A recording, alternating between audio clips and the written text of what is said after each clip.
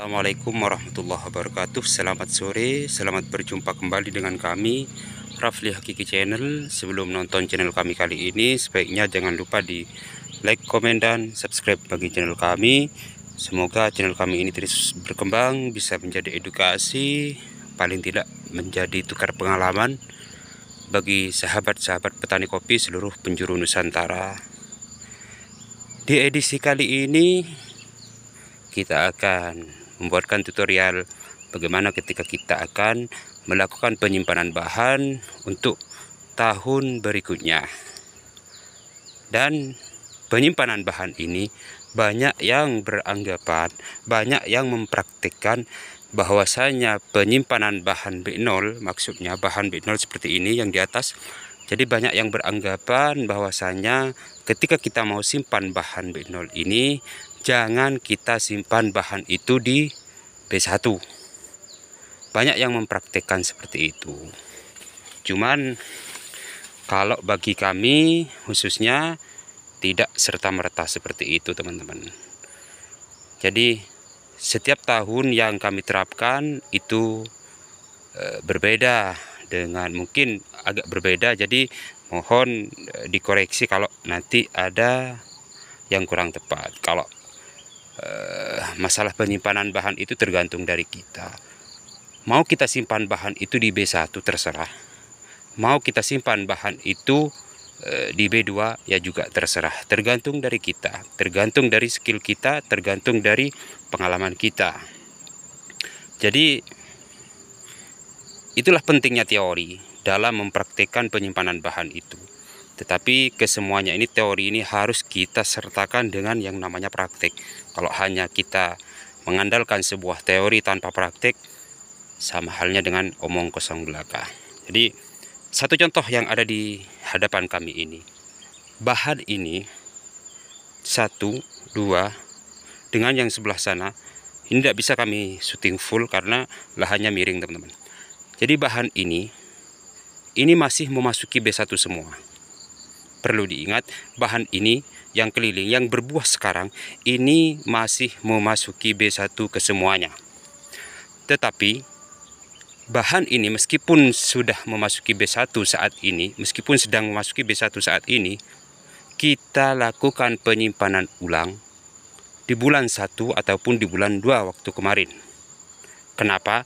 Karena kami mengantisipasi terjadinya penurunan produksi di kebun kita kalau kita hanya mengandalkan bahan B1 ini akan lanjut ke B2 yang seperti ini. Jadi kesimpulannya, bisa kita simpan bahan ini, bahan B0 ini di B1 kalau B1 ini sudah berbuah ngagung, berbuah full, meskipun memasuki B1 untuk saat ini. Jadi bahan yang full ngatum sekarang seperti ini, meskipun B1, ini kita simpan waktu itu 2023, ini di bulan 10. Dan seperti ini. Jadi untuk menjaga kestabilan buah kopi di kebun kita, janganlah kita hanya mengandalkan lanjutan B2 yang seperti ini. Cuma yang B2 yang mau kita andalkan, ya tidak mungkin, teman-teman. Jadi kita harus simpan ulang meskipun bahan ini masih memasuki B1 untuk saat ini. Malah kita simpan berapa bahan ini. Di B1-nya kita simpan 3. 1, 2, 3. Jadi bahan ini meskipun B1 kita pangkas nanti. Yang seperti ini kita akan lakukan pemangkasan, teman-teman. Yang seperti ini. Meskipun ini sedang memasuki B1 untuk saat ini. Tetapi bahan ini jangan kita simpan di bulan 10 juga nantinya. Itu artinya kenapa?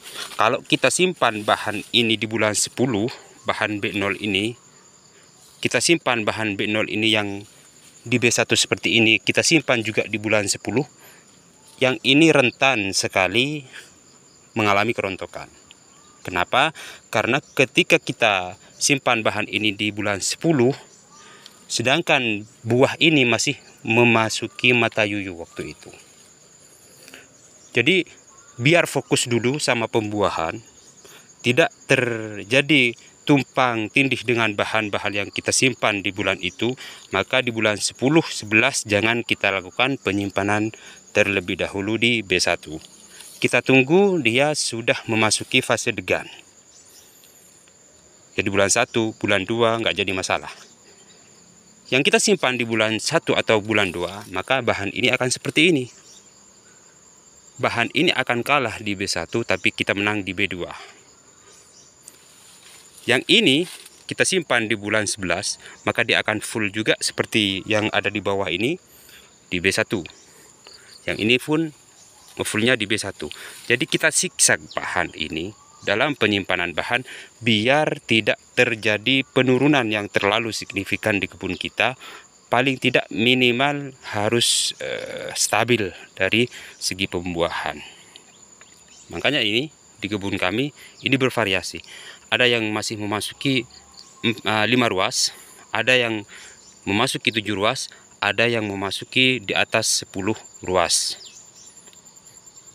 Yang memasuki di atas 10 ruas seperti ini kita simpan waktu itu di bulan 10, maka dia akan full di B1.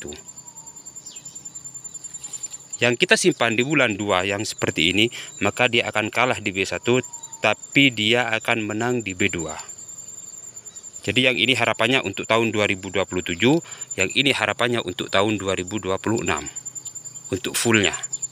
Jadi zigzag seperti itulah yang kami terapkan di kebun kita setiap tahunnya.